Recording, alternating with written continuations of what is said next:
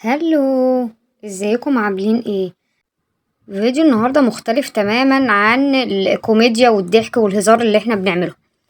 المشكلة ان انا علبة البودر بتاعتي للأسف ابني وقعها كسرها خالص دغدغها. يعني هي العلبة كويسة سليمة بس جوه في كوارث جوه. انتوا هتشوفوا دلوقتي، بصوا المنظر عامل ازاي. يعني عاملة زي شبه الرماد. يعني انا مش عارفة ايه ده. هقول ايه بس هدعي عليه بس.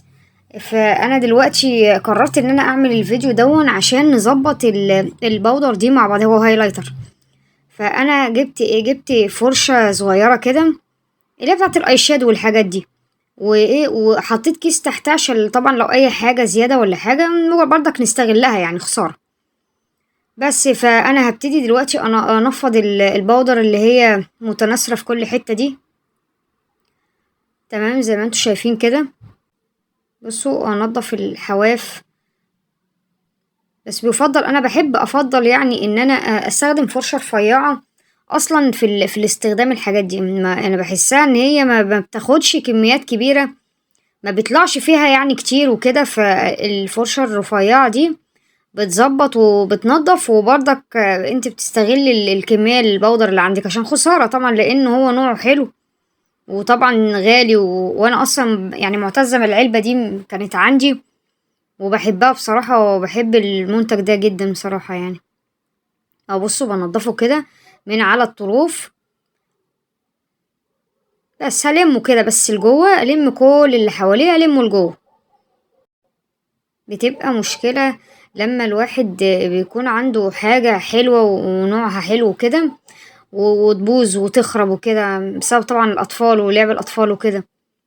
فبتبقى مشكلة بصراحة، بتبقى الحاجة دي عزيزة عليك أوي، فانت ما بتبقى متضايق أوي إن هي باظت وخربت وكده. بس إن شاء الله احنا هنظبطها مع بعض.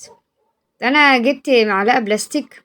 يعني بقى المعلقه دي طبعا خلاص كده، دي حاجه مكياج، صبغه مثلا، الحاجات دي يعني. بس فانا بعمل ايه، بضغط على البودر. بحيث ان لو في حتى حتت مثلا اجزاء لسه ما اتفتتتش، فانا بفتتها كلها وبضغط عليها عشان يعني ايه بلزقها قوي في العلبه بتاعتها. اهو بصوا انا بضغط كده، اضغطي جامد عادي، بضغط كده وبفتت اي حاجة قطع كبيرة او حاجة بفتتها كده، او زي ما انتوا شايفين كده. فتت كده ونضغط، نفتت ايه وايه ونضغط. ده اصلا المكياجات دلوقتي بقت سعرها بقى غالي، وسعرها بقى عالمي اصلا. فالحاجة بالذات لما يكون عندك حاجة حلوة، ما الواحد بيحبش يفرط فيها.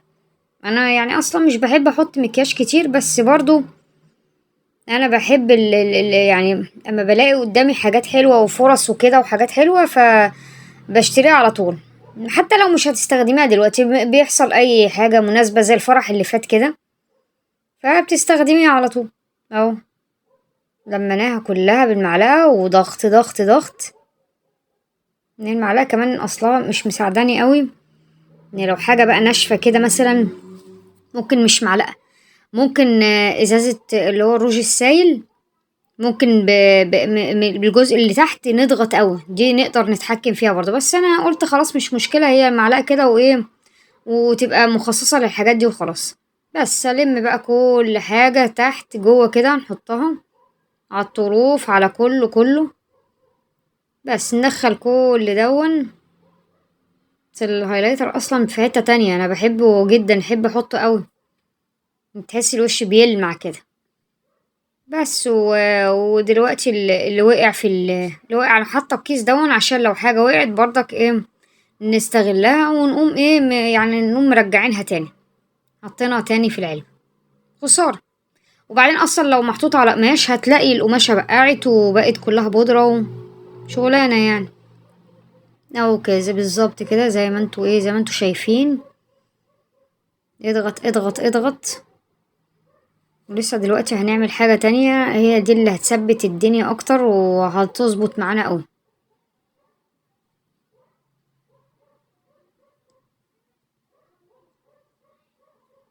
معلش انا بحب احنتف الحاجة اوي، يعني مش ان انا اضغطها وخلاص، لا، احب احنتفها واظبطها كده، تبقى شكلها ظريف كده ولطيف. عارفين كمان انا اكتشفت ان العلبة لما بيكون شكلها ظريف كده، عارفة، بتفتح نفسك انك تستخدميها. يعني انا عندي علبة فيها اي شادو كده، الاي شادو لون حلو، اللون حلو وظريف، هو لون فضي وكده، فانا بستخدمه، البيجمنت بتاعته حلوة. فالمشكلة بقى ان هو بيبقى مكسر شوية، فعارفة تسد نفسك انك تستخدميه. انا لاحظت والله ان فعلا لما يكون المنظر حلو يفتح نفسك انك تستخدمي الحاجة.